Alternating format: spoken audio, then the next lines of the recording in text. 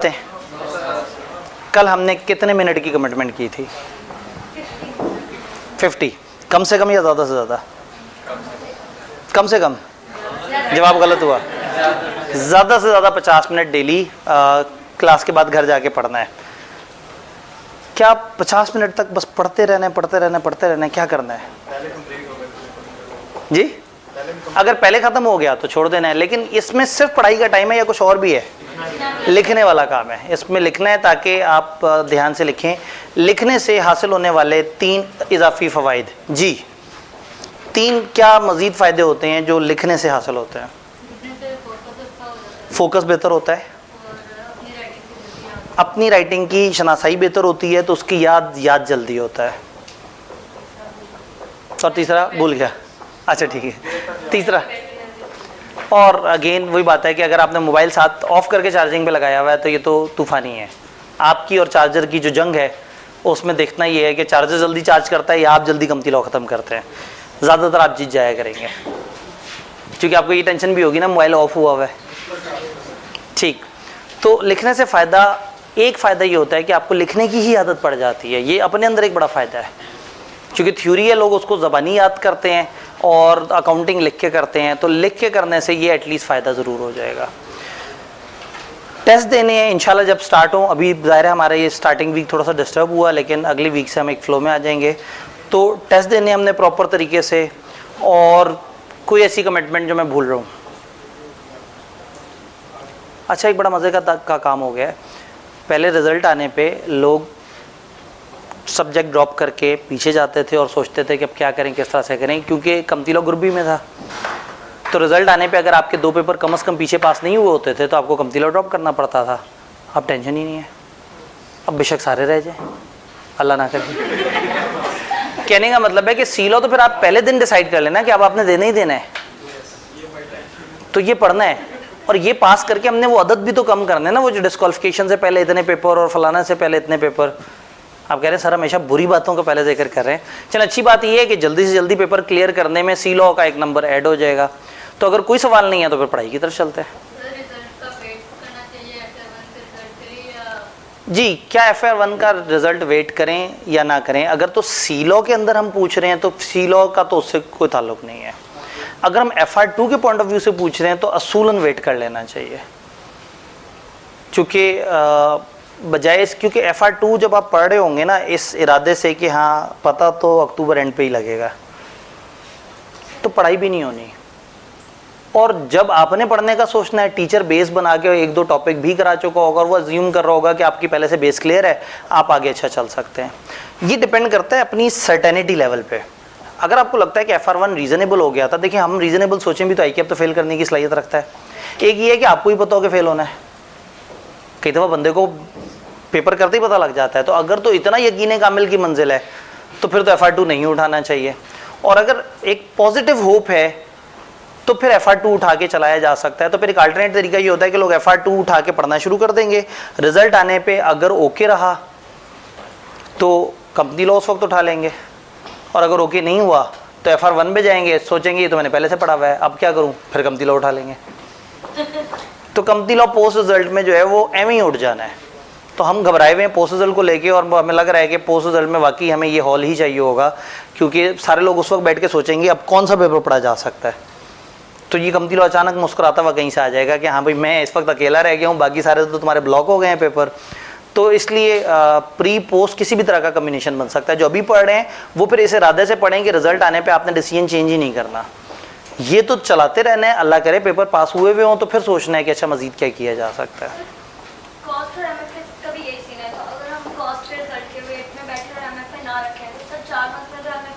चलें, इसमें मैं बताता हूँ। MFA का सिलेबस ऑडिट से छोटा है। MFA में चीज़ें ज़्यादा हैं लेकिन उसकी जो डेंसिटी है ना वो बहुत ज़्यादा नहीं है। जैसे मैनेजरियल के पोर्शन में 3 काम के चैप्टर हैं जो 1.25 महीने में ख़त्म हो जाते हैं, उसके बाद उसमें कुछ भी काम का नहीं है। फाइनेंस की तरफ 3 बड़े चैप्टर्स हैं जिनमें से आधा पेपर बन रहा है, तो उसमें डेंसिटी उतनी ज़्यादा नहीं है नंबर ऑफ टॉपिक्स की। तो MFA जो है वो at any given time CMA से छोटा पेपर है वॉल्यूम वाइज। ऑडिट बड़ा पेपर है, यानी इन 4 पेपरों में ऑडिट का FR2 का सिलेबस बाकी 2 से बड़ा है। तो MFA पोस्ट रिजल्ट में किया जा सकता है अगर इरादा हो। ऑडिट पोस्ट में थोड़ा सा ज़रा ज़्यादा टफ है, पोस्ट में कम टाइम होता है और ऑडिट के लिए फिर ज़रा एक मैच्योर राइटिंग डेवलप करनी होती है, तो ऑडिट का पोस्ट का डिसीजन अच्छा नहीं है। कंपनी लॉ पोस्ट के लिए सबसे आइडियल पेपर है। प्री की क्लास में खड़े होकर आपको बता रहा हूँ पोस्ट का आइडियल पेपर है, लेकिन सच बोलना ज़रूरी है कि अगर आपने कोई पेपर संभाल के रखना हो कि ज़रूरत पड़ने पे मैं ऐसे पिक कर लूँ, तो see law is most easy to pick at that time कि हाँ ठीक है, ये ऐसा पेपर है कि जो पोस्ट में उठा भी लेंगे तो भी ये आपके ओवरऑल प्लान को ख़राब नहीं करेगा। डन, बस सही है। अब रिफंड की एप्लीकेशन जाएंगी, क्लास में और कुर्सियाँ बनेंगी, कुछ और बच्चों का एडमिशन हो जाएगा। यस ठीक है, पढ़ाई शुरू करें। पढ़ाई शुरू करते हैं। क्या मैं अजम्पशन लूँ कि आप लोगों को FR1 पता है? क्या आप में कोई ऐसे लोग हैं जो पहली ही दफ़ा कैफ के पेपर पढ़ने लगे हैं और उन्होंने सीला उठाया है? इस वक्त नहीं है। एक सेशन बाद जो है ना ये मसला ज़्यादा आएगा कि बिगनर लोग इसमें आएंगे। तो कंपनी लॉ जब ICAP ने बनाया था तो कंपनी लॉ और बी लॉ ये कंबाइन एक पेपर होता था कैफ 3 ओल्ड स्कीम में, 2013 वाली स्कीम में। तो उसमें क्या होता था, जब लोग आके इसको पढ़ना शुरू करते थे, अभी उन्होंने FR1 पूरा नहीं पढ़ा होता था और टीचर कंपनी समझाना शुरू कर देता था, तो बच्चे परेशान हो जाते थे कि कैसी बेकी बातें कर रहा है। लेकिन अब मेरे सामने मैच्योर ऑडियंस, तो क्या मैं समझ सकता हूँ कि अगर मैं सामने सोल ट्रेडर, पार्टनरशिप और कंपनी लिखूँ तो आप मुझे बता सकेंगे कि सर ये 3 अलग अलग चीज़ें होती हैं? सोल ट्रेडर, पार्टनरशिप और सोल ट्रेडर किसे कहते हैं? सिंगल ओनर, एक बंदा अपना बिजनेस कर रहा है वो सोल ट्रेडर है। तो फिर पार्टनरशिप किसे कहते हैं? कम से कम 2 होते हैं और फिर ज़्यादा से ज़्यादा की आपने अलग अलग रिक्वायरमेंटें देखी हैं, 20 की फलाना, और वो रिक्वायरमेंट भी यहाँ से आई थी, बी लॉ में नहीं थी, सी लॉ से ही उन्होंने पिक किया था कि कंपनी लॉ ये कहता है। तो इनमें से कौन सा काम ज़्यादा अच्छा है, सोल ट्रेडर या पार्टनरशिप? Soul trader. आपने कहा सोल ट्रेडर, आपने भी कहा सोल ट्रेडर। सोल ट्रेडर के 4 फायदे हैं। सोल ट्रेडर क्यों अच्छा है? फ़ायदा नहीं पता, बस अच्छा है कि ठीक है अकेला बिजनेस हो, लेकिन फ़ायदे सोल ट्रेडर, क्या फ़ायदे हैं सोल ट्रेडर के? अच्छा आपने पार्टनरशिप कहा था, हम वो कर गए, उन्होंने कहा ये तो ज़रा क्यों सोल ट्रेडर? ये भाई ने कॉन्फिडेंस हाथ खड़ा किया। सर वो सारे एक्सपेंसेस उसे बेयर करने पड़ेंगे पार्टनरशिप में, जो बंदे रखने पड़ेंगे या जो सारा रेवेन्यू होगा वो सारा वो अकेला बंदा ही। ठीक है, ये पहले पटरी से उतर गए थे, फिर अचानक से इन्होंने यू टर्न लिया और दोबारा से लाइन पे आ गए। रेवेन्यू सारा एक बंदे का होगा, ये एक बेनिफिट है। और अभी बेनिफिट सोचना है, प्रॉफिट एक बंदे को, सीक्रेसी ऑफ बिजनेस है, किसी को बताना नहीं है, सारे राज छुपा के रखने हैं, किस कस्टमर के साथ किस तरह से डील की। बहुत सारे बिजनेस की ऐसी चीज़ें होती हैं जो आप नहीं चाहते कि दुनिया को पता लगे। किसी को जवाब देनी है, अकाउंटेबिलिटी नहीं है। नहीं, गलत जवाब, गलत हुआ जी। डिसीजन मेकिंग, अकेले बंदे की डिसीजन मेकिंग, जब दिल करेगा जो भी डिसीजन लेगा कोई उसे रोकने वाला नहीं होगा जी। जी को और फायदा, पॉलिटिक्स कम होती है, कम बंदे होंगे, एक ही बंदा होगा, कोई लड़ाई नहीं, वरना बैठेंगे, सियासतें होंगी, एक दूसरे के बारे में बदगुमानियाँ होंगी, सोचेंगे कि ये मेरा प्रॉफिट खा रहा है, ये ऐसे कर रहा है, वो चालबाजी कर रहा होगा। अकेला बंदा है, टेंशन फ्री जी। अगर उसने बिजनेस की नेचर चेंज करनी है, बड़ी इन्वेस्टमेंट लेके आनी है, कोई बड़ा काम करना है, तो वो सोल ट्रेडर आज़ाद है। अब रिवर्स चलते हैं, मुझे लगता है पार्टनरशिप में ज़्यादा मज़ा है। पार्टनरशिप में ज़्यादा मज़ा कैसे है? आखिरी 4 हज़रात जी। क्या डिवाइड होगा? बर्डन डिवाइड हो जाएगा जी जी। आखिरी 4 बंदे, एक भाई जो मेरी तरफ ऐसे देख रहे हैं, भाईजन जागे, उसमें उनकी शीशे में ना ग्लासेस पे लाइटें पड़ रही हैं, तो मुझे आंखों में जो है ना वो नज़र नहीं आ रहा जी जी। तो आप मुझे कुछ बताना चाहेंगे? लॉस शेयर हो जाएगा, इजी हो जाएगा, आपको एक बंदे के ऊपर सारा, वो एक बंदा अकेला हार्ट अटैक नहीं आएगा उसे, 4-5 बंदों पे डिवाइड हो जाएगा, तो बचा हो जाएगा जी। तीसरे वाले भाई, ये आपने बताया था, इन्होंने नहीं बताया? हाँ जी, तो आप ही बच गए। फायदा पार्टनरशिप का,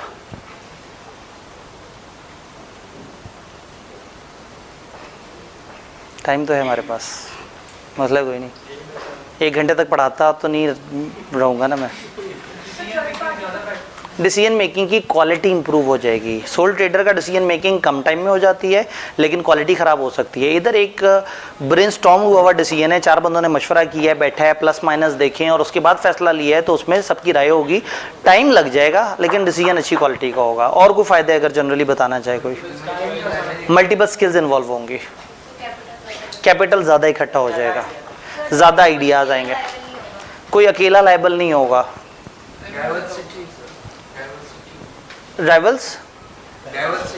डाइवर्सिटी आ जाएगी, बिल्कुल सही है। बिजनेस में हर कोई अपने तरीके से सोचता है, जितने अलग अलग आइडियाज़ होंगे उतना फ़ायदा होगा। बंदा वेकेशंस पे जा सकता है, इन्होंने कहा बंदा छुट्टियों पे चला जाए, पीछे बाकी लोग संभाल लेंगे। जो सोल ट्रेडर है ना, वो दुकान बंद करके वो भी वेकेशन पे चला जाता है, वो वेकेशन पे जाने से किसी नहीं रोका जा सकता, बिजनेस बंद हो जाएगा। ये कहना ये चाह रहे हैं कि एक बंदे की अवेलेबिलिटी ना होने से बिजनेस की कंटिन्यूस मुतासर नहीं होती। एक बंदे का एक्सीडेंट हो गया, वो हॉस्पिटल में है 2 महीने से, तो ऐसा नहीं है कि काम धंधा बंद पड़ा हुआ है, वो चल रहा है, यानी एक दूसरे का बर्डन शेयर कर रहे हैं सब। तो फिर ज़्यादा अच्छा क्या है? अगर पार्टनरशिप ज़्यादा अच्छा है तो फिर दुनिया में तो सोल ट्रेडर होने ही नहीं चाहिए। और अगर सोल ट्रेडर बहुत अच्छा है तो लोग पार्टनरशिप की तरफ क्यों जाते हैं? हर किसी के अपने फ़ायदे नुकसान है, ये हमने देखना होता है कि हमें क्या सूट कर रहा है। लेकिन ये 2 तो हमने सिर्फ समझने के लिए पढ़े।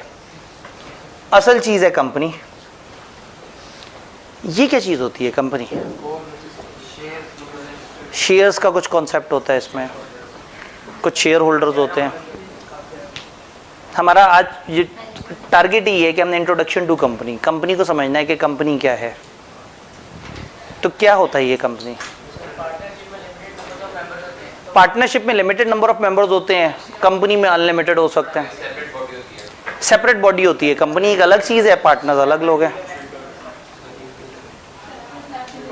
ये सेपरेट तो ये भी होते हैं भाई। ये पार्टनरशिप आपने नहीं सुना था, एक फर्म होती है और एक पार्टनर होता है, तो ये अलग अलग लोग नहीं होते थे?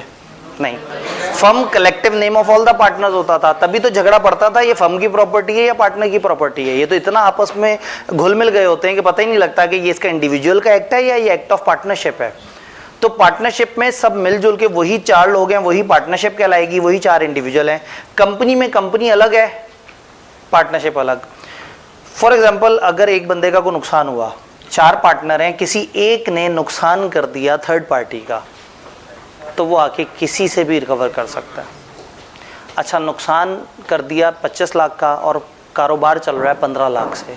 पार्टनरशिप जो स्टार्ट हुई है वो 15 लाख से हुई है, लेकिन इस पार्टनरशिप ने किसी का नुकसान कर दिया 25 लाख का। अब क्या होगा? पहले बिजनेस बिकेगा, फिर ये लोग पर्सनली अपने घर के एसेट से ला के देंगे और वो पैसे पूरे करके देंगे। तो पार्टनरशिप के अंदर लायबिलिटी लिमिटेड नहीं है और कंपनी में लिमिटेड लायबिलिटी है। फिर ये सेपरेट लीगल जो एंटिटी है, ये क्या कॉन्सेप्ट है? कंपनी एक पर्सन है, कंपनी लायबल है, इंसान लायबल नहीं है। आप जो है वो एक बंदे की दुकान के बाहर से गुजर रहे हैं और उसने दुकान पे ऊपर सामान रखा हुआ है और उस सामान में से आपके सर पे कुछ गिर गया और सर फूट गया और आपको हॉस्पिटल जाना पड़ा। फिर आप वापस आए, आपने गुस्सा किया उस पर, आपने कहा तुमने मेरा नुकसान किया। उसने कहा मैंने नहीं किया, मेरी दुकान ने किया है, दुकान को पकड़ो। ऐसा होगा? नहीं। 31 अक्टूबर के आसपास बड़ी रोमांचक सी तारीख है 31 अक्टूबर। पता कुछ याद आ रहा है आपको? यकम नवंबर आई कि आपने बोला है या 31 अक्टूबर बोला है या 30th बोला है? 30th। तो 30th देखे ना कितनी मज़ेदार तारीख। अब 30th को अचानक से एक बच्चे को एक मैसेज आए और वो कही आई कि अब तो है ही बड़ा बुरा, बड़ा जालिम है, बच्चों के साथ बहुत बुरा करता है, आओ इस आई कैप के ख़िलाफ़ कुछ करते हैं। वो निकलता हुआ जा रहा था, अचानक से एक बच्चे ने रोक के कहा एक काम करता हूँ, तुम्हें मैं आई कैप का एक मेंबर दिखाता हूँ, आब्दी साहब। अब बच्चा मेरे पास आके कहेगा सर आपने हमें फेल कर दिया। मैं क्या कहूँगा? मैंने नहीं किया। वो कहेंगे मजाक मत करें सर, ये तो मुझे भी पता है कि पार्टनरशिप होती है, 4 बंदे हैं, वही 4 बंदे वही बिजनेस होता है, तो आपने फेल किया है, आपके इदारे ने फेल किया। मैं कहूँगा मेरा इदारा भी मैं नहीं हूँ, इदारा और है, इदारे ने फेल किया है, मैं तो खुद बड़ा तंग हूँ। कहने का मतलब ये है कि मैं आई कैप को एक सेपरेट पर्सन काउंट कर दूंगा, जबकि collectively I cap is collection of members. तो हम मेंबर की अलग जिंदगी, आईकेप की अलग जिंदगी। आईकेप अलग से कमाता है और बहुत कमाता है, आईकेप अलग से खर्चता है और बहुत खर्चता है। हम थोड़ा सा कमाते हैं, बहुत ज़्यादा खर्चते हैं। तो मतलब हमारी अलग लाइफ है, आईकेप की अलग लाइफ है। तो आईकेप एक अलग इदारा है। आपके घर अगर पीटीसीएल का इंटरनेट नहीं चल रहा और आपको पता है कि आपके पड़ोस में पीटीसीएल का शेयर होल्डर रहता है, उसे जाके कहें कि तुम्हारा पीटीसीएल मेरे साथ क्या कर रहा है? नहीं, आप कंपनी को पकड़ेंगे। कंपनी किसे कहते हैं? दीवारों को, किसी बिल्डिंग को। क्या है कंपनी? कंपनी किस चीज़ को कहते हैं? मतलब क्या है कंपनी? आर्टिफिशियल पर्सन है। आर्टिफिशियल का मतलब ही ऐसी चीज़ जो रियल ही नहीं है, तो कंपनी तो नज़र ही नहीं आती। कंपनी एक वर्चुअल सा कॉन्सेप्ट है, एक लीगल कॉन्सेप्ट है कि एक कंपनी है। कहाँ है? कहाँ है जी? इस एड्रेस पे आप खत भेजें, कंपनी को पहुंच जाएगा। कौन है कंपनी? वो खत लेके साथ साथ चलते हुए जाएं कि देखें तो सही ये कंपनी कौन है, ये खत जाके मिल किसको रहा है। तो वो कंपनी की एम्प्लॉय को खत मिल रहा होगा, वो एम्प्लॉय उस खत का जवाब देगा। हम कहेंगे तुम कंपनी हो, कहेगा नहीं। तो तंग आके हम सर पकड़ लेंगे, हम कहेंगे कंपनी फिर क्या है? तो सारे कहेंगे ये एक आर्टिफिशियल पर्सन है, ये नज़र नहीं आता, लेकिन ये सबको पता होता है कि ये कंपनी है। ये तमाम लोग इस कायदे कानून के अंदर रह के जो भी एक्टिविटी कर रहे हैं, इस एक्टिविटी को कलेक्टिवली हम कह देंगे कि ये कंपनी है। तो फिर मामला इससे आगे गया। आप कहते हैं जी हमने कंपनी रजिस्टर करवानी है। 6 लोग हैं, इन 6 लोगों के नाम बड़े ही मिलते जुलते हैं, ABCDEF। आपको पता है एग्जाम्पल के लिए सबसे अच्छे ये लेटर्स रहते हैं। तो ये 6 लोग हैं, इन्होंने मिलकर सोचा एक कंपनी बनाते हैं। ये किसी सियाने के पास गए, उसने कहा जी हम 6 बंदों ने मिलकर कंपनी बनानी है। उन्होंने कहा कंपनी तो एक अलग चीज़ होती है। तो इन्होंने क्या किया, साइड पे एक डब्बा रख दिया, 2D डब्बा, 3D कर देते हैं इसे। लो जी 3D हो गया, पता नहीं शायद हो गया।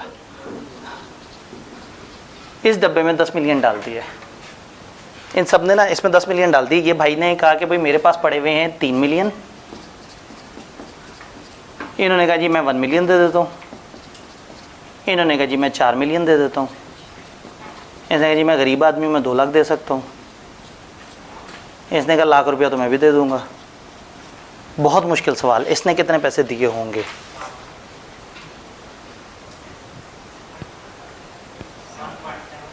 $1.7 मिलियन पक्का? मैंने हिसाब किताब नहीं रखा, जो आपने बताना है वही लिखना है। 1.7 मिलियन लॉक कर दें। 1.7 मिलियन।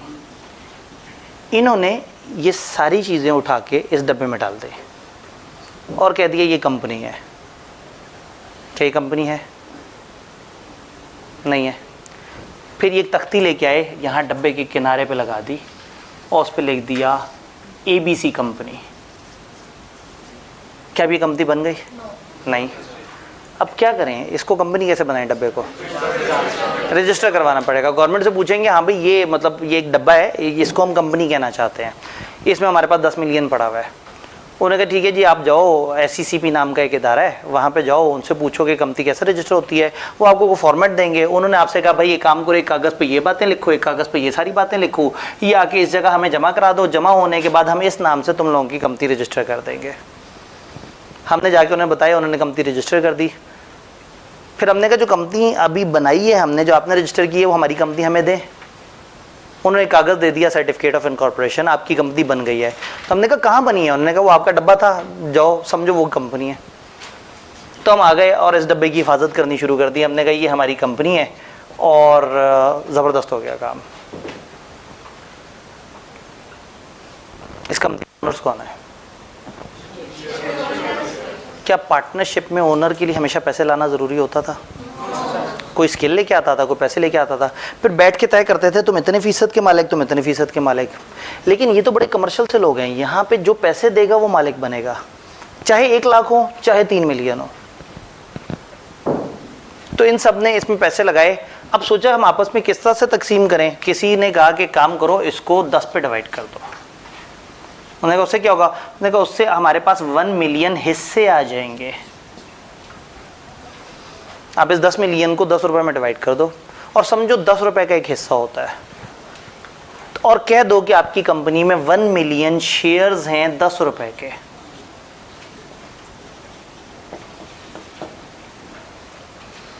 आपके पास 1 मिलियन शेयर्स हैं और हर शेयर कितने का है? 10 रुपए का।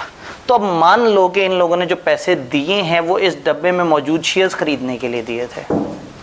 तो 3 मिलियन वाले भाई ने कितने शेयर्स खरीदे हैं? 3 लाख शेयर्स इसने खरीद लिए, 1 लाख शेयर्स खरीद लिए, 4 लाख शेयर्स खरीद लिए, 20,000 शेयर्स खरीद लिए, 10,000 खरीद लिए, 17,000, 170, इन सब ने शेयर्स खरीद लिए। फिर अपने अपने घरों में जाके बैठ गए, कंपनी बन गई है, ज़बरदस्त हो गया काम। पार्टनर बनने के लिए स्किल प्रोवाइडर तो नहीं चाहिए था ना, कैश वाला चाहिए था, दे दिया कैश सबने। अभी डब्बा चलेगा कैसे, इसको हिलाएगा कौन? ये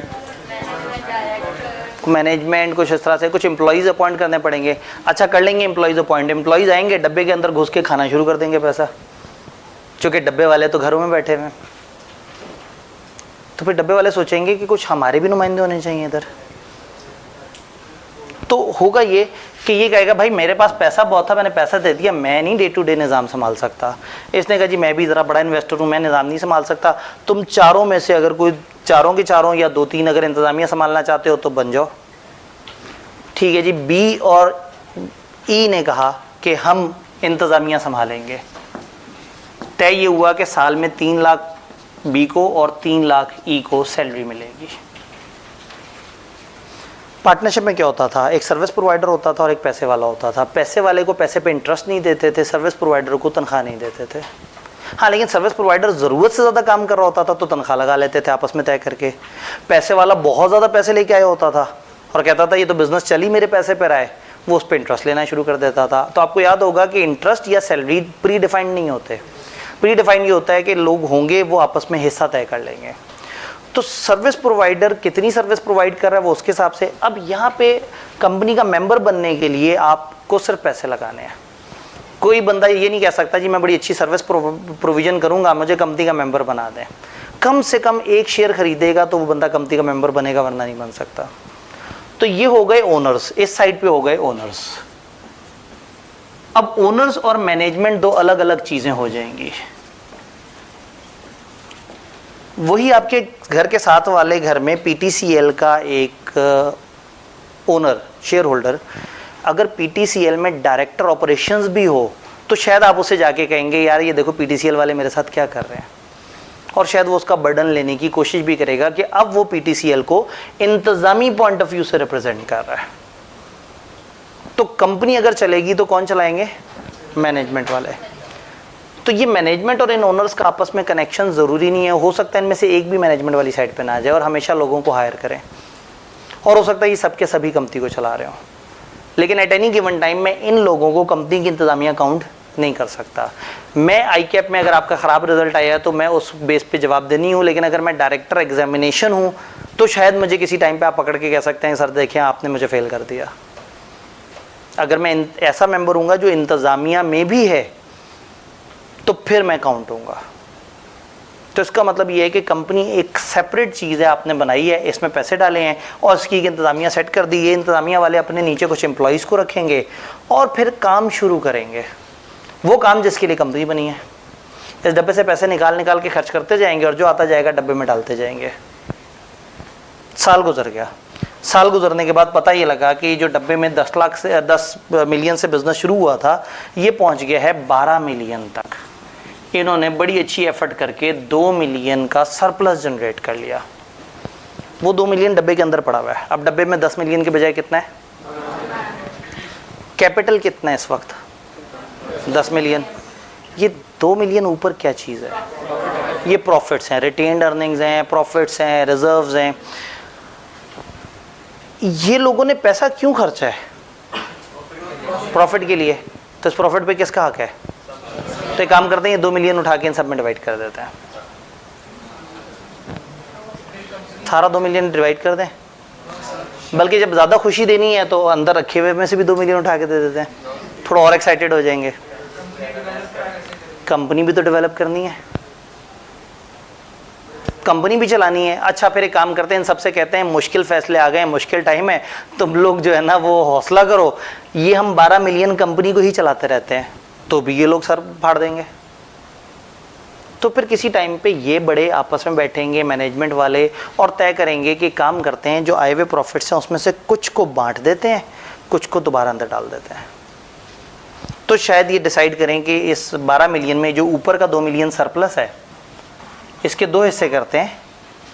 1 मिलियन बांट देते हैं और 1 मिलियन दोबारा से इस बॉक्स में डाल देते हैं।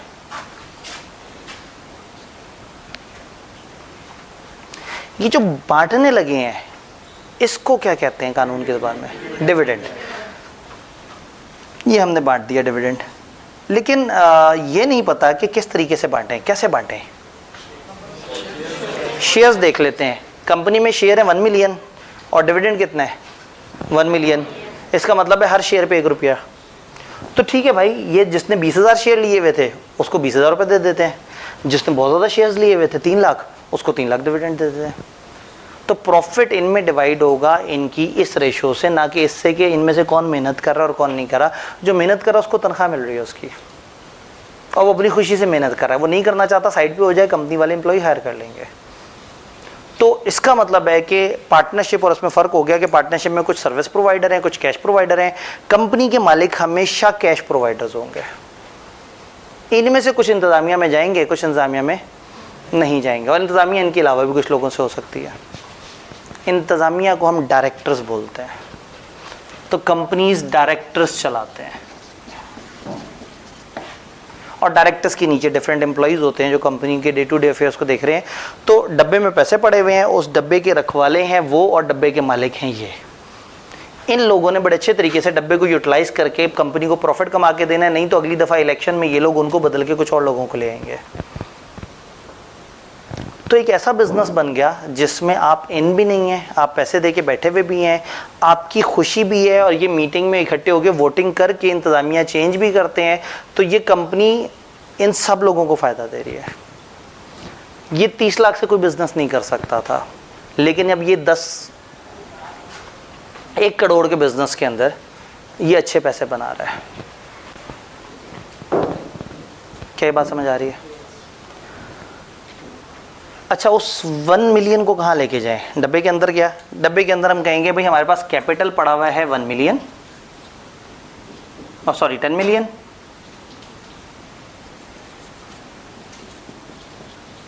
और हमारे पास 1 मिलियन कुछ इजाफी भी आया है। इस इजाफी को क्या कहें? नहीं, क्या कहें इस 1 मिलियन को? रिजर्व्स कह दें, रिटेन्ड अर्निंग कह दें।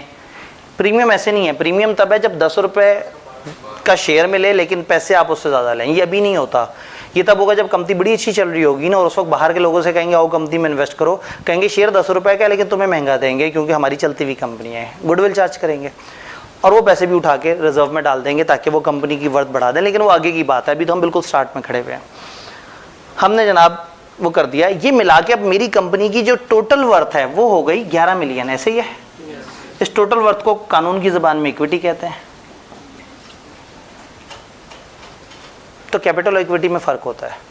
कैपिटल इनिशियल या सब्सिक्वेंट अमाउंट जो इन्वेस्टर ने इंजेक्ट की, इक्विटी इस कंपनी की टोटल वर्थ। इस डब्बे में अब क्या पड़ा हुआ है? Capital plus reserves. अब ये कैपिटल प्लस रिजर्व्स, अब आपको पता है डेबिट क्रेडिट, ये क्रेडिट साइड है, इसके डेबिट पे कुछ एसेट्स होंगे और कुछ कैश पड़ा हुआ होगा। यानी एट एनी गिवन टाइम ये 11 मिलियन के एसेट्स भी होने चाहिए, जिन एसेट्स को ये रिप्रेजेंट कर रही है इक्विटी। ये हो गया मामला। हर साल यही होता रहा।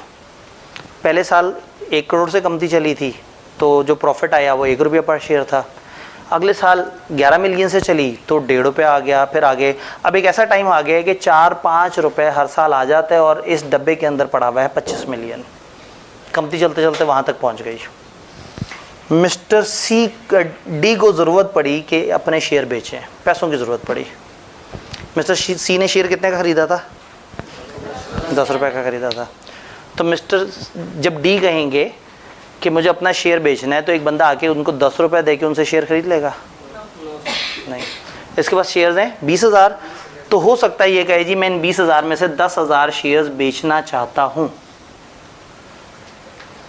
ये 10,000 शेयर कितने रुपए के बेच सकता है वो? क्या वो 10 रुपए लेगा? नहीं, 10 से ज़्यादा लेगा। इधर अंदर पता क्या पड़ा हुआ है? 25 मिलियन। नई कैलकुलेशन देखते हैं, पता नहीं यहाँ लाल है या नहीं। नहीं है, एक और ब्लैक है। इस वक्त कितना पड़ा हुआ है? 25 मिलियन पड़ा हुआ है जी आपके रिजर्व में। आज अगर कंपनी बंद होती है, आज अगर बंद कर दें इस कंपनी को और डब्बे को खोलें ये सारे लोग और अपने अपने हिस्से के पैसे निकालें, तो पर शेयर कितना निकलेगा? 25। तो 25 की तो इस वक्त भी है कंपनी बंद होगी तो 25 तो मिलना ही मिलना है। तो 10 रुपए तो कम से कम 25 रुपए की वर्थ तो रखता है। अच्छा, ऊपर से हर साल 3-4 रुपए और रिटर्न भी आ। तो एक अगर एक 10 रुपए की चीज़ है और वो हर साल 4 रुपए जनरेट करके दे रही है, तो ये तो बड़ी ज़बरदस्त रिटर्न है, 40% रिटर्न। तो ऑब्वियसली आप एक बंदे से कहेंगे कि मैं जो तुम्हें चीज़ दे रहा हूँ उसकी कंपनी के अंदर रिजर्व्स में वर्थ, कंपनी की जो वर्थ के साथ है वो तो 25 रुपए, और ऊपर से ये हर साल 4-4.5 रुपए जनरेट भी करती है, तो मैं बेचूंगा 35 रुपए का। बुरा तो नहीं लगा? 25 की चीज़ है, हर साल 4 रुपए जनरेट करती है, तो 3 साल में उसके पैसे पूरे हो जाने हैं, और हो सकता है 3 साल तक ये 25 मिलियन से वैसे इसकी वर्थ और बढ़ जाए। तो उसने कहा जी मैं बेचूंगा 35 का, मैं 35 के 10,000 शेयर्स बेचूंगा। एक बंदे ने आके कहा यार 35 ज़्यादा हैं, कोई 32 कर लो, 33 में डील डन हो गई। उसने क्या किया, इससे 10,000 शेयर्स पकड़े 33 के हिसाब से और पार्टनर बन के आ गया। कितने का? ये डी ख़त्म हो गया, डी रह गया 10,000 का, और ये बंदा जो बाहर से आया मिस्टर वाई हो गया, कितने खरीदे इतने शेयर? 10,000। तो ये 10,000 शेयर्स इसने पैसे कंपनी को दिए हैं 35 रुपए, एक और इंसान को दिए हैं। क्या ये 35 रुपए कंपनी तक पहुंचेंगे? नहीं। तो कंपनी में आज भी इसके नज़दीक कंपनी वाले मानते हैं कि तुम्हारा 10 रुपया पड़ा हुआ हमारे पास। हाँ, अगर हम बंद होंगे तो रिजर्व्स भी तुम लोगों में डिवाइड होगा, लेकिन कैपिटल के नाम पे तुमने जो हमें दिया वो 10 रुपये, हालांकि वो बेचारा 32-33 रुपये खर्च करके आ रहा है। तो इसका मतलब है कि फेस वैल्यू शेयर की है 10 रुपये, मार्केट में गेम चल रही है 33-34 पे। तो अगर आपको स्टॉक एक्सचेंज पे एक शेयर 200 रुपये का नज़र आ रहा है, तो उसका ये मतलब नहीं कि कंपनी में उसके पीछे 200 रुपये पड़े हैं। कंपनी में हो सकता है 10 रुपये पड़े हों, लेकिन कंपनी की वर्थ इतनी हो गई हो कि कंपनी कभी भी बंद हो तो शायद उस 10 रुपये के शेयर के पीछे एक बंदे को 170 रुपये वैसे ही मिल जाए। शेयर पे 2 तरह के रिटर्न होते हैं ना, एक शेयर की वैल्यू बढ़ती है, एक शेयर पे आपको डिविडेंड आता है। और वैल्यू क्यों बढ़ती है? जब कंपनी की वैल्यू बढ़ती है तो पता क्या काम होना है, डब्बे में पता नहीं क्या चल रहा है, ये आपस में खेलना शुरू हो जाएंगे। इसने 33 के बेचे, उसने कुछ अरसे रख के 35 का बेचा उसने किसी और को। अब वो एक अलग दुनिया है, वो शेयर्स में खेल रहे हैं और उनको परवाही कोई नहीं है कि कंपनी के अंदर क्या हो रहा है। तो ये 2 बिजनेस चल रहे हैं, एक बिजनेस डब्बा कर रहा है, एक बिजनेस लोग कर रहे हैं। तो इनकी अलग दुनिया हो जाती है, उनकी अलग दुनिया होती है। तो शायद आज की डेट पे किसी भी कंपनी की आधे से ज़्यादा इन्वेस्टर्स आर नॉट कंसर्न कि कंपनी क्या कर रही है, दे आर कंसर्न कि इस कंपनी का शेयर ऊपर जाने वाला है, जब ऊपर जाएगा मैं इसे बेच दूंगा और मैं आगे निकल लूँगा। तो इसलिए ओनर्स को मैनेजमेंट से अलग रखना अलग है। पार्टनरशिप में ऐसा होता था, कभी भी कोई भी एकदम से आ गया, एक बंदा जाता था तो भी पार्टनरशिप खत्म हो जाती थी, एक बंदा आता था तो भी पार्टनरशिप खत्म हो जाती थी। यहाँ जो मर्जी आए जो मर्जी जाए, इस डब्बे को कोई फर्क नहीं पड़ता। ये डब्बा और इसको घसीटने वाले अपने तौर पर डब्बे को घसीटे जा रहे हैं। ये सारे मर भी जाएं तो इन्हें फर्क नहीं पड़ता। ये 7 से 700 भी हो जाए इन्हें फर्क नहीं पड़ता। तो अब हमें समझ ही आ रहा है कि कंपनी में ओनरशिप और मैनेजमेंट अलग अलग चीज़ होती है। कंपनी और कंपनी वाले अलग अलग लोग होते हैं। कंपनी का अपना एक काम धंधा होता है, जैसे कंपनी अपने प्रॉफिट्स कमाती है और अपने उन प्रॉफिट्स में से अगर उसके चलाने वाले कहें तो वो ओनर्स को देती है, वरना वो खुद ही इस्तेमाल करती रहती है। But at any given time company property इन्हीं लोगों की है, और ये लोग भी को बहुत ज़्यादा लॉयल नहीं है कंपनी के साथ। ये कभी भी अपना हिस्सा कंपनी का किसी और को बेच के निकल जाएंगे। तो एक मज़ेदार सा काम शुरू कर दिया एक ऐसा बिजनेस शुरू हो गया जिसमें हर वक्त लोगों का आना जाना लगा है, बिजनेस अपने तरीके से चल रहा है, लोग अपने तरीके से चल रहे हैं। तो अगर हज़ारों लोगों ने मिलजुल के एक बिज़नेस करना हो तो पार्टनरशिप नहीं बनाएंगे, वो बहुत ही फॉर्मल पार्टनरशिप बनाएंगे। तो कंपनी पार्टनरशिप की मोस्ट फॉर्मल फॉर्म है। एक आपने लीगल स्ट्रक्चर बना दिया और लोगों को उसमें आने जाने का तरीका बता दिया। अब आज से 50 साल पहले PTCL में जो लोग थे मेंबर्स, शायद आज उनमें से एक भी ना हो, शायद आज कुछ और लोग चला रहे हो। लेकिन क्या हुआ, PTCL खुद चलना शुरू हो गई। जो भी आएगा वो अपनी परफॉर्मेंस दिखाने के चक्कर में, अपनी सैलरियों के चक्कर में इस डब्बे को चलाएगा और ये डब्बा जिंदा रहेगा। इंसान मरते रहेंगे, डब्बा चलता रहेगा, इंसान बदलते रहेंगे, डब्बा चलता रहेगा। इसको हम कहते हैं परपेचुअल सक्सेशन। मुसलसल सक्सेशन बदलती रहती है। क्या हमें कंपनी का कॉन्सेप्ट समझ आया? तो ये प्रीमियम क्या चीज़ है? अगर ये 35-33 रुपये पे उसने दिया और प्रीमियम ये नहीं था, तो फिर प्रीमियम क्या है भाई? फेस वैल्यू से ऊपर आप कह रहे हैं ना प्रीमियम, तो 10 रुपये का शेयर था फेस वैल्यू, ये भाई साहब ने 33 का बेचा है। आप कहते हैं ये 23 प्रीमियम नहीं है, आप ना कहें, मैं कहता हूँ कि ये नहीं है, तो प्रीमियम क्या है? जो मार्केट वैल्यू से ऊपर हो। कहानी फंस गई है। जो फेस वैल्यू से ऊपर है वो प्रीमियम है, लेकिन वो फिर कहाँ गया वो प्रीमियम? ये बंदे ने 33 रुपये दिए, तो अकाउंट्स में तो प्रीमियम नहीं लिखा हुआ नजर आ रहा कहीं। ये प्रीमियम कौन खा गया? शेयर होल्डर खा गया, कंपनी को नहीं मिला। होगा क्या? कंपनी एक जगह पे पहुंचते पहुंचते 25 मिलियन पे पहुंच गई। अब अचानक से कंपनी को नजर आएगा कि एक बहुत ज़बरदस्त प्रोजेक्ट है 40 मिलियन का। अगर वो हमने शुरू कर दिया ना, तो हमारे प्रॉफिट 5 गुना हो जाएंगे। कंपनी की इंतजामिया ने इन सबको बिठाया, उन्होंने कहा भाई 40 मिलियन दो, कंपनी बहुत ऊपर चली जाएगी, जो जितने पैसे देगा उसको उतने और शेयर्स मिल जाएंगे। इस वक्त इतने शेयर्स हैं, नए शेयर की एक वैल्यू डिसाइड कर लेते हैं, जितने पैसे दोगे उतने शेयर मिल जाएंगे। फिर उन्होंने सोचा भाई हम तो बड़े सुखी बैठे हैं और पैसों की भी ज़रूरत है, एक काम करते हैं मार्केट में आवाज़ लगा देते हैं। तो इन कंपनी वालों ने अपना खूबसूरत सा एक डॉक्यूमेंट बनाया, प्रोस्पेक्टस। उसमें कहा हमारी बड़ी ज़बरदस्त कंपनी है, पिछले 5 साल से हमने तूफान मचाया हुआ है, ये है वो है। अब हमारा एक नया प्रोजेक्ट है, उस प्रोजेक्ट के लिए हमें 40 मिलियन चाहिए, जो उस प्रोजेक्ट में इन्वेस्ट करेगा उसको इतने रुपए का शेयर मिलेगा। अब एक ऐसी कंपनी जिसमें लोगों की इस वक्त वर्थ 25 रुपये तो कम अज़ कम है, और वो शेयर मार्केट से 33 रुपये का मिलता है, तो हो सकता है ये कहें कि जी हम इस वक्त 30 रुपये पे अपना शेयर इशू करना चाह रहे हैं, और शेयर की फेस वैल्यू होगी 10 रुपए का शेयर लोग 30 रुपए में क्यों खरीदेंगे? इसलिए कि पहले ही दिन उनके शेयर की 25 रुपए वर्थ तो ये रही, और वो मार्केट की एक चीज है ना, वो कभी भी मार्केट में अच्छे पैसों पे दे सकते हैं जी। 35 की चीज 25, और फिर उसको रिटर्न भी तो मिलने हैं। तो वो यूं नहीं सोचेगा कि कंपनी कैसी चल रही है, वो देखेगा मैं एक इन्वेस्टमेंट कर रहा हूँ, इस इन्वेस्टमेंट से मुझे रिटर्न क्या आएगा। इस तरह की बातें फिर आप MFA में पढ़ते हैं कि वो ये सोचता है कि लोन देने में कितना फ़ायदा है, इक्विटी में कितना फ़ायदा है, मेरा रेट ऑफ रिटर्न क्या, और मेरे लिए कौन सी ऑप्शन ज़्यादा बेहतर है। तो प्रीमियम कब होगा? जब यही कंपनी अपने ही शेयर्स फेस वैल्यू से ऊपर रुपए पे लोगों से कहेगी, लेकिन रिकॉर्ड 10 रुपए पे करेगी। तो अब जब लोगों को ये 40 मिलियन उनसे पैसे मांगेगी, तो हो सकता है उनको शेयर्स दे 10 मिलियन या 12 मिलियन, और कहेगी जी ये फेस वैल्यू इसकी इतनी है, इस पे प्रीमियम डाल के इतना है। तो लोग जितने शेयर्स खरीदेंगे उतने शेयर्स 10 रुपए के हिसाब से अपने कैपिटल में डाल देंगे, और जो इजाफी पैसा आया है वो इसी तरह के एक और रिजर्व में डाल देंगे जिसका नाम होगा शेयर प्रीमियम। फिर उसके इस्तेमाल करते रहेंगे, कभी लॉस हुआ तो उसमें एडजस्टमेंट कर ली, कभी डिविडेंड में उसकी को एडजस्टमेंट कर ली, कभी को बोनस शेयर्स देने पड़ गए, कभी को और इस तरह से, तो उसके अपने लॉ ने तरीके बताए हैं। तो इसका मतलब है कि कंपनी और कंपनी के ओनर्स अलग अलग लोग हैं। कंपनी के ओनर्स एक बिजनेस कर रहे हैं, और उनमें से जो कंसर्न्ड हैं वो उस साइड पे आ जाते हैं, जो कंसर्न नहीं होते वो इधर रह के सिर्फ उसको एक इन्वेस्टमेंट के तौर पे कंसिडर करते हैं। कभी भी इस कंपनी पे मुश्किल टाइम आएगा तो ये अपने शेयर कैपिटल से ऊपर की लायबल नहीं है, रिजर्व्स नहीं कह रहा, इक्विटी नहीं कह रहा, शेयर कैपिटल। जितना पैसा इसमें 10 रुपए के हिसाब से डला ही उसके लिए लायबल है, उससे ज़्यादा के लिए नहीं है।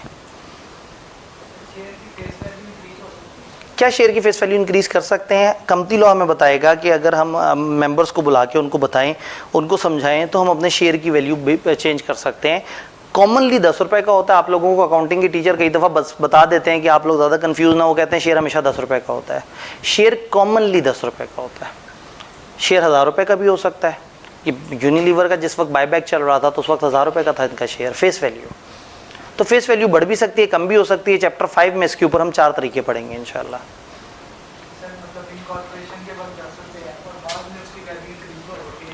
जी, अगर इनकॉर्पोरेशन के वक्त 10 रुपये तो बाद में फेस वैल्यू इंक्रीज कैसे करेंगे? फिर हम नंबर ऑफ शेयर्स को एडजस्ट करते हैं। मैंने आपसे कहा ना कि कभी कभी न्यूमेरिकल भी आ सकता है, तो उसमें फिर ये न्यूमेरिकल कैलकुलेशन होती है कि कितना शेयर कैपिटल था, उसके कितने से थे, वैल्यू बढ़ाने से उसमें क्या बना। अब अपने सिलेबस की बात करते हैं। Chapter number 1 introduction to company. ये कंपनी क्या है और ये कितनी तरह की होती है, इसके बारे में मोटी मोटी इन्फॉर्मेशन चैप्टर 1 देता है। चैप्टर 2 ये जो कंपनी को आपने रजिस्टर कराते हुए वो कागज जमा कराने थे, वो क्या है और किस तरह से उसको डील करता है। चैप्टर 3 डायरेक्टर्स को डील करता है। चैप्टर 4 डायरेक्टर्स की नीचे की मैनेजमेंट को डील करता है। चैप्टर 5 इस शेयर कैपिटल की खिचड़ी को डील करता है। चैप्टर 6 नए शेयर्स इशू किस तरह से करने उसको डील करता है। चैप्टर 7 लोन अगर लें तो कंपनी सिक्योरिटी कैसे देगी उसको डील करता है। चैप्टर 8 डील करता है कि ये लोग अपनी मीटिंग्स कैसे करेंगे और कंपनी के डिसीजंस किस तरह से चलाएंगे। चैप्टर 9 इस डिविडेंड के बारे में बताता है कि डिविडेंड कैसे देना है। चैप्टर 10 इस पूरी कंपनी के अकाउंट्स कैसे बनेंगे और किस किस को क्या क्या चीज़ जमा करानी है उसको डील करता है। चैप्टर 11 चैप्टर 10 कंपनी की इन्वेस्टमेंट्स और कंपनी के इन्वेस्टमेंट रिलेटेड मामलात को डील करता है। और चैप्टर 12 फिर बताता है कि ये कंपनी बंद कैसे हो सकती है। तो ये बड़ा मज़े का पेपर है जो शुरू से लेके एंड तक आपको एक पूरा प्रोसेस बता रहा है। ये बीलो नहीं है, इसमें वकीलों वाली बातें नहीं है, इसमें प्रोसेस है, प्रोसीजर्स हैं। तो शायद आपको 20 मिनट में एक प्रोसीजर समझ आ जाए और 1.5 सफ़ा हमने ख़त्म कर लिया हो, जो बीलो में 2 दिन के लेक्चर के बाद 6 लाइनें पढ़ी होती थी। तो अगर समझ आ जाए तो बड़ी मज़ेदार बात है। इधर कोई हवाई बात नहीं कर रहे, इधर ऐसा नहीं है कि जनाब हम फाइनेंशियल इंस्टीट्यूशन की डेफिनेशन के अंदर जो बातें हैं मैं आपसे कह रहा हूँ, देखो मैं बताऊंगा नहीं, बस याद आपने करना है। मैं पहली दफ़ा बता देता हूँ लेकिन भूल जाना, आपको रट्टा मारना है, क्योंकि आपसे अंदर की गहराई नहीं पूछी जाएगी, अब अंदर की गहराई पूछी जाएगी। अब मज़ा आएगा। अब शेयर प्रीमियम, अब आपको पता होना चाहिए शेयर प्रीमियम वो नहीं है जो मार्केट के एक बंदे ने आपके शेयर होल्डर को दिया है। शेयर प्रीमियम वो है जो कंपनी ने अपना शेयर इशू करके मार्केट को दिया और मार्केट ने फेस वैल्यू से ऊपर पैसे दिए, वो शेयर प्रीमियम है। वो अकाउंट्स में आएगा। उसने जो बेचा उसने शेयर महंगा करके बेचा।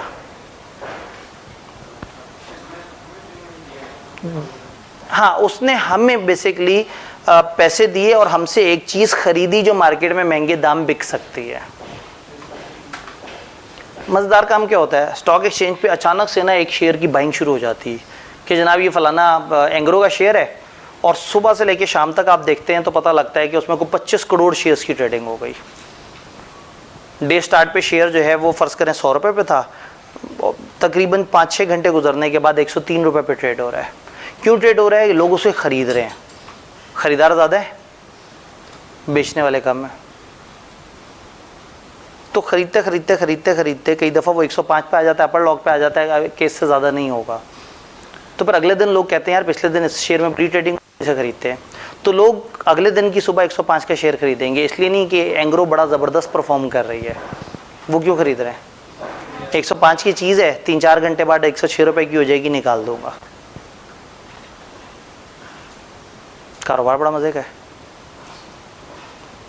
अगर डे के स्टार्ट पे शेयर 100 का और डे के एंड पे 105 का है, एक डे के स्टार्ट पे एक बंदे ने 1 करोड़ के 1 लाख शेयर्स खरीदे, डे के एंड पे कितने के बेचे? 1 करोड़ 5 लाख के। एक दिन में 5% रिटर्न, यानी अगर इसको मैं महीने के रिटर्न पे बात करूं, 1.5 करोड़, 1 करोड़ की इन्वेस्टमेंट पे 1.5 करोड़ रिटर्न, तो सारी दुनिया लग जाती है इसके पीछे। वो कहते हैं जैसा तो काम ही कोई नहीं। जी, बस ये मसला ना हो तो वाकई सिर्फ यही काम चल रहा हो। प्रॉब्लम ये कि वैल्यू गिर भी जाएगी। ये जो वैल्यू एकदम से चढ़ना शुरू, ये पता है कैसे चढ़ती है? जैसे फेसबुक के comment, what is the best teacher for this subject, college post करता है और अपने बंदों को कहता है कि पहले 250 कमेंट हमारे अलावा किसी ने किए तो ऐसी की तैसी। क्या कहाँ? सी मुर्शद में मेरी तस्वीर लगी है, तो मतलब मैंने तो नहीं लगाई जी। अच्छा, हैप्पी टीचर्स डे पे, ठीक है। देखें वो उन्होंने कहा जी, उन्होंने तस्वीर भी लगा दी। नहीं नहीं,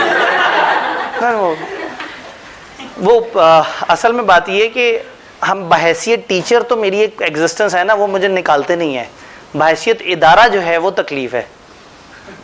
SBI से मसला है और वेंचर से मसला है, लेकिन मैं एक टीचर तो हूँ, बहरहाल वहाँ जाके कमेंट शमेंट करने से वो उनको भी ज़रा थोड़ा सा एक वो रौनक शौनक तो मिलती रहती है। तो बस मैं उतना जितना उनके काम का हूँ तो ठीक है जी। तो ऐसा नहीं है, कोई दुश्मन वगैरह वाला चक्कर नहीं होता, और वो फिर भी काफ़ी अनबायस पेज है काफ़ी हद तक। तो हम ये बात कर रहे हैं कि ये एकदम से प्राइस कैसे बढ़ती है। मैं एग्जांपल दी थी कि होता क्या है। आप गए फेसबुक पे कमेंट पे, वहाँ लिखा हुआ है who is the best teacher for this. आप सोच रहे हैं ऐसी की तैसी मैं लिखता हूँ सर आतिफ आबदी। आप वहाँ गए, आपने कहा 250 कमेंट्स तक पता नहीं कोई एक अजीब सा एक अननोन सा नाम आ रहा है, कभी लाहौर बुरे में नहीं सुना। तो होगा ये कि कराची का एक कॉलेज एकदम से ठक ठक ठक ठक ठक वहाँ पे मैसेज करने लग गया होगा। लेकिन तो आपको होगा यार फिर यही होता होगा अच्छा टीचर, शायद मैं गुमराह हुआ वो। हम कहते हैं चलो ठीक है, जब लहर चली रही है तो चलो फिर मैं भी लिख देता हूँ ताकि मैं भी ज़रा मोज़ेज़ लगूँ। तो शेयर के साथ भी ना लहर चला दी जाती है। अचानक से 3-4 बड़े प्लेयर इकट्ठे होते हैं और एक कंपनी में ठका ठक बाइंग शुरू कर देता है। सुबह से लेके 3-4 घंटे में उस कंपनी के 25 करोड़ शेयर बाय होना ऐसा शुरू होते हैं कि 100 से शेयर उठते 104 पे पहुंचा हुआ होता है।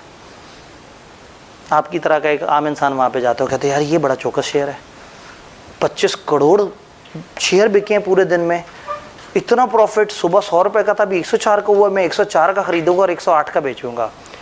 तो आप जैसे मासूम लोग वहाँ पे उसको 104 का खरीदते हैं, आपको बेचते हैं वो जो सुबह से खरीद रहे थे। खरीदते खरीदते उसकी प्राइस के ऊपर लेके गए, आपको बेचा और निकल गए। अब आप 4 दिन तक सोच रहे हैं कि यार ये तो ऊपर जा रहा था, ये अब रुका हुआ क्यों है। आप पक्के हो जाते हैं मैंने बेचना ही नहीं है। आवाज़ें आती हैं 98 का शेयर देना है, 97 का शेयर देना है। आप कहते हैं नहीं बेचना, ये तो हो ही नहीं सकता। फिर आप सोचते हैं मेरा पैसा तो फंसा रहेगा, चलो अब 92 रुपये रेट मिल रहा है, बेचूं और निकलने वाली करूं। तो आपसे 92 रुपये में वही खरीदता है जिसने 104 का बेचा होता है। And the story continues. तो इसलिए ना कंपनी का बिजनेस अलग है, ये दुनिया अलग है। आपने ये जो ट्रेडिंग, फॉरेक्स ट्रेडिंग, शेयर्स और ये, उसमें बहुत एहतियात से काम करना है। अगर कभी आपको कोई बहुत ज़्यादा लालच दे के बड़ी ज़बरदस्त चीज़ है, ऐसे देखो ये बटन दबाइए, देखो ऐसे, वो उनकी वीडियोस भी ऐसी आती है ना, ग्राफ ऐसे जा रहा है, ये ना आप 10 रुपये खर्च किए और ऐसे ऐसे करके 13 लाख रुपए विड्रॉ कर लिए, ठीक है। तो वो आपने उसमें जो है ना एहतियात करनी है कि इस तरह की किसी भी चीज़ की तरफ ना जाए। आपको ऐसी कोई पॉलिसी नज़र आए या कभी भी दिल में इन्वेस्टमेंट करने का मूड हो, तो SECP की वेबसाइट पे जमा पूंजी, आपने गूगल पे सर्च कर लेना है जमा पूंजी उर्दू में।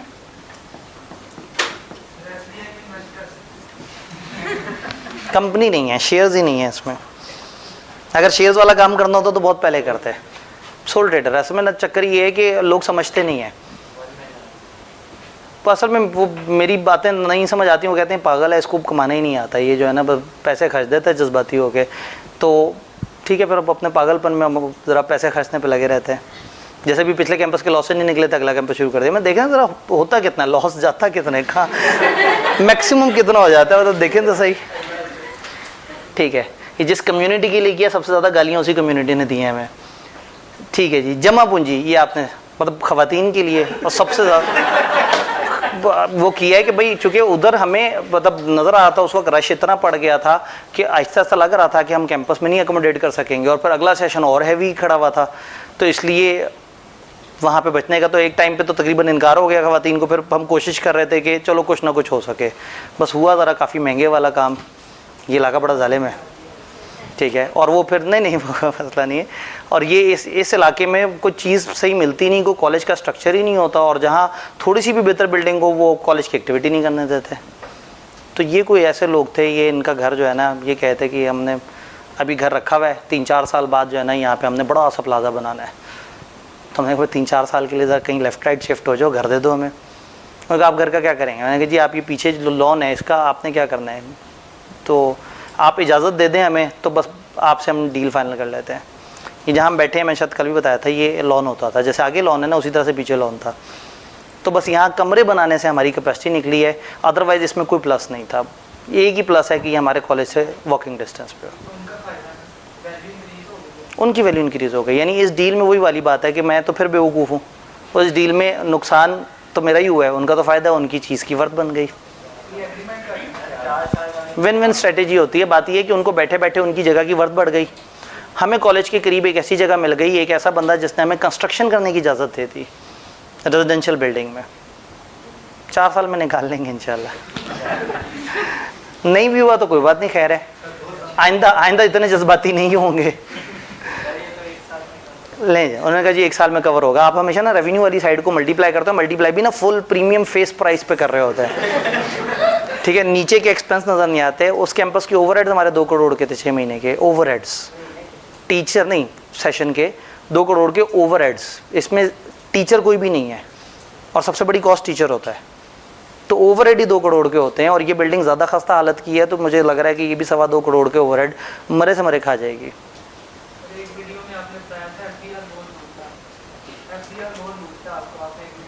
एफबीआर नहीं लूटता, असल में बात ये है कि जो टैक्स के रूल्स हैं उसके मुताबिक चलते हैं। शायद सबको लूट सकता है, लेकिन बाकी लोग ज़रा को प्लानिंग कर लेते हैं। मुझे शायद प्लानिंग नहीं आती, टैक्स की प्लानिंग। वो टैक्स प्रैक्टिशनर होते हैं ना, वो बताते हैं कि चोरी किसे कहते हैं और प्लानिंग किसे कहते हैं। तो वो एक खूबसूरत सी जी, वो खूबसूरत सी चोरी को टैक्स की प्लानिंग बता देते हैं। टैक्स के प्रैक्टिशनर्स जो होते हैं वो इस तरह से अक्सर करते हैं। मुझे थोड़ा सा डर लगता है, मुझे लगता है कि शायद चोरी है, मतलब अगर मैं इंटेलिजेंटली एक रूल को गोल घुमा के जान के अपने नफ़े के लिए इस्तेमाल करें, जबकि पता हो कि हम गलत कर रहे हैं, तो मुझे थोड़ी सी वो चोरी लगती है। तो मैं ज़रा डरपोक आदमी हूँ, तो दे देता हूँ टैक्स। जी सही बात है, 2 टैक्स के टॉप टीचर हैं जो बता सकते हैं कि प्लानिंग कैसे की जाती। प्लानिंग करनी आती है, लेकिन सही बात है। ले जी वापस आए, ये सारी बात समझ आई, ठीक है। और ज़्यादा लॉस तो ये देखे ना, इससे भी हमारा कितना वो हो जाता है, जूस चिप्स और ये इतना बड़ा तो जो है ना इसी में। हाँ 20 मिनट नहीं, मैं सलाहियत रखता हूँ मैं से ज़्यादा लेट होने की, डिपेंड करता है अगर किसी जगह फंस गए। ले जी, तो क्या कंपनी की कहानी समझ आई है, गेम है क्या, और पूरा हमारा सिलेबस का मैप समझ आया है। तो फिर इनसे पूछते हैं, ये बेचारे इतनी देर से जो स्क्रीन से जाके बैठे हुए हैं। जमा पूंजी के बारे में बता रहा था कि आप जमा पूंजी लिख के आप सर्च करें गूगल पे, तो आप एक पोर्टल पे पहुंचेंगे SECP के। ये इन्वेस्टर्स की एजुकेशन का पोर्टल है। वो लोग जो कि अपने पैसे उठा के लगाना चाहते हैं कहीं और खामखा किसी फेसबुक की मार्केटिंग से मुतासर होकर चले गए हैं, आप वहाँ देख सकते हैं कि फ़लाना स्कीम रजिस्टर है या नहीं। ये आपको इन्वेस्टमेंट की कुछ अच्छी एडवाइस देंगे, कुछ एहतियातें बताएंगे, कुछ हर सेगमेंट के अपने प्रॉज एंड कॉन्स बताएंगे, मुख्तलिफ तरह की इन्वेस्टमेंट में क्या क्या हो सकता है, क्या क्या टर्म्स हैं। तो ये इन्वेस्टर्स को एजुकेट करने के लिए SECP ने पोर्टल बनाया है। और जो जज्बाती यंग इन्वेस्टर्स हैं ना, उनको एक दफ़ा इस वेबसाइट पर जाके अच्छी तरह से समझ लेना चाहिए। अगर आपने कोई बहुत बड़ी इन्वेस्टमेंट प्लान करनी है या कुछ और, तो 1 महीना एक दफ़ा समझ लेने में कोई हर्ज नहीं है कि क्या ख़तरनाक है और क्या ख़तरनाक नहीं है। तो जमा पूंजी एक वेबसाइट इसलिए उन्होंने बनाई है, और ये जगह जगह मुख्तलिफ वेबसाइट्स पे इसका रेफरेंस भी है। Chapter 1 introduction to company and incorporation. Company के फीचर्स। सोल ट्रेडर कौन है? An individual who owns and run his or her own business, वो सोल ट्रेडर है जी। ये इसको जूम कर दूं, मज़ीद ना करें, ख़तरनाक बात की आपने। हाँ ठीक है, चलें, वैसे हैंडआउट्स भी डिस्ट्रीब्यूट करते हैं। हाँ लेकिन ये ख़तरनाक बात है शायद। हाँ साइड से वो नज़र आ रहा है आपको पीछे, ठीक है। उन्होंने दिल रखने के लिए कह दिया कि नहीं हाँ सर जूम करते हैं, बहुत ही बारीक नज़र आ रहा है, ठीक है। हाँ मैं मुझे यही हो रहा है कि शायद जो टेढ़े एंगल्स है ना उसमें यहाँ पे मसला है। Individual who owns and runs his or her own business, the law does not recognise the business as a separate person. ये क्या बात कहती? सोल ट्रेडर को लॉ सेपरेट पर्सन, दुकान और दुकान के ऊपर रखा हुआ सामान जो सर पे गिरा था वो भी same. The person is personally liable for debts of the business. Business के डेट के लिए वो बंदा, और ये पर्सनली लायबल का मतलब है कि बिजनेस डूब जाएगा, ख़त्म हो जाएगा, तो भी घर से पैसे लाके देने होंगे। कंपनी में ये मजाक नहीं है, कंपनी में ज़्यादा से ज़्यादा नुकसान होना है आपका वो जो 10 मिलियन या जितना आपके शेयर्स थे उसका नुकसान होना है। पार्टनरशिप, वो इंडिविजुअल जो अपना बिजनेस ओन करते हैं और रन करते हैं, लेकिन वो ग्रुप ऑफ इंडिविजुअल्स हैं, तो बहुत सारे लोग मिलके जो बिजनेस कर रहे हैं। पार्टनरशिप बिजनेस को पर्सनल लॉ रिकॉग्नाइज नहीं करता। क्यों? आपने तो पढ़ा था, फर्म नहीं कहलाती पार्टनरशिप। तो फर्म और पार्टनर अलग अलग नहीं होते, कलेक्टिवली काम करते हैं। Firm is collective name of partners. Even हम उन पार्टनर्स के एक्शंस को भी फर्म का एक्शन कहते हैं, अगर उसने उस फर्म के अंदर रहते हुए किया। कंपनीज और पार्टनर्स पर्सनली लायबल हैं जॉइंटली विद अदर पार्टनर्स। याद है जॉइंटली? किसी एक पार्टनर को पकड़ के सब कुछ रिकवर कर लें, बाद में वो रोता रह जाए, बाकियों से रिकवर करता फिरे, तो ये जॉइंटली लायबल भी होते हैं और अनलिमिटेड लायबिलिटी है। कंपनीज क्या है? Capital of companies represented by shares. Ordinary share holders are its owners. Ordinary share holders इसके ओनर होते हैं, और कैपिटल जो है वो शेयर से रिप्रेजेंट होता है। Created by a process establish by companies act 2017। Company कैसे बनती है? कंपनीज एक्ट ने एक तरीका बताया है, उसके मुताबिक कंपनी लीगल पर्सन है, अपने ओनर से सेपरेट है। इसको कानून के जार्गन में कहते हैं doctrine of corporate personality. Doctrine होता है रूल।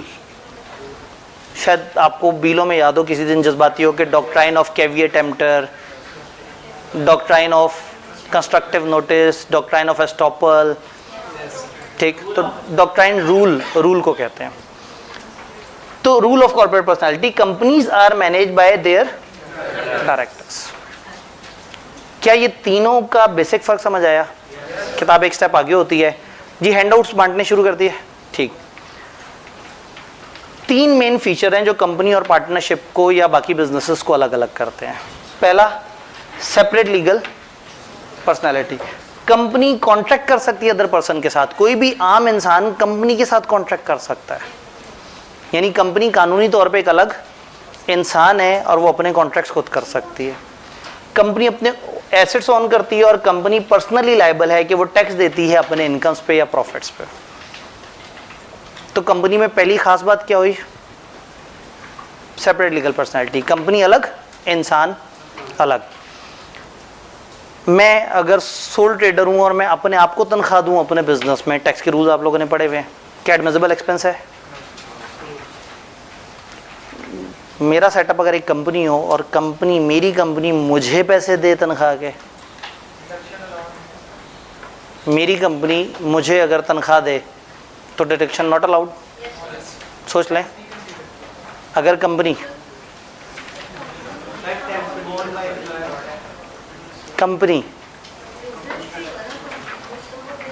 कौन है? मेरा कंपनी से कोई ताल्लुक है? नहीं। मैं कंपनी के ओनर्स में से हूं, तो ये ABCD भी तो ओनर्स में से थे, क्या तनख्वाह नहीं ले रहे थे कंपनी से? क्या उस एक्सपेंस को कंपनी का एक्सपेंस नहीं कहेंगे? तो कंपनी अलग है, मैं अलग हूं। कंपनी अगर मुझे तनख्वाह देगी तो कंपनी उसको एक्सपेंस काउंट करेगी, तो मेरी ही कंपनी मुझे ही तनख्वाह देगी, एक्सपेंस काउंट करेगी। इतना ज़्यादा फ़र्क है ये सेपरेट लीगल एंटिटी का। तो वो जो टैक्स वाली चालाकियाँ, अभी तो आपको सादा वाली पता है, मुझे तो वो ज़्यादा वाली चालाकियाँ भी पता है। तो जब आप कंपनी बनाते हैं तो कंपनी बना के, फॉर एग्जांपल मैं अपने बिजनेस में से पैसा निकालूं और मैं दुबई का राउंड मार के आ जाऊं, एडमिसिबल एक्सपेंस है? नहीं।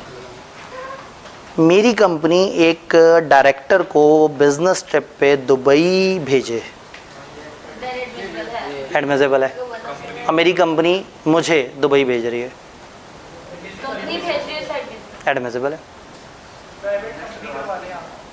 मैं वही तो कह रहा हूँ कि कंपनी में तो और गेम ज़बरदस्त हो जाती है, यानी कि कंपनी और उसका ओनर इतना अलग हो जाता है कि कंपनी अपने ओनर को भी पैसे देती है तो उसको एक्सपेंस काउंट कर लेती है। तो टैक्स की सेविंग तो जो आप लोगों के जहन में मशवरे आ रहे हैं, आपको अभी कंपनी वाला टैक्स पढ़ेंगे तो अब मशवरे ही बड़े पुठे पुठे हैं। चलो मेरा मसला है, मेरा मसला है ना भाई, मैं तो ओनर हूँ, थोड़ा सा मशकूक हो सकता है। मेरी कंपनी में मेरी मिसेज एम्प्लॉय हो, मेरी कंपनी बहुत महंगी सैलरी देती हो मेरी मिसेस को। मिसेस सेपरेट पर्सन है, मेरी कंपनी सेपरेट पर्सन है, एक्सपेंस है। मेरी कंपनी मेरी मिसेस को दुबई भेजे इसलिए कि वहाँ जाके आइडियाज़ सोचे और बिजनेस डेवलपमेंट पे काम करे, और वो कहे मैं अपनी फैमिली के साथ दुबई जाऊँगी। मेरी मिसेज़ ये कहेगी कि मैं अपनी फैमिली के साथ दुबई जाऊँगी, और कंपनी मेरी मिसेज़ को फैमिली के साथ दुबई भेज दे ऑफिस खर्चे पे, अलाउड है।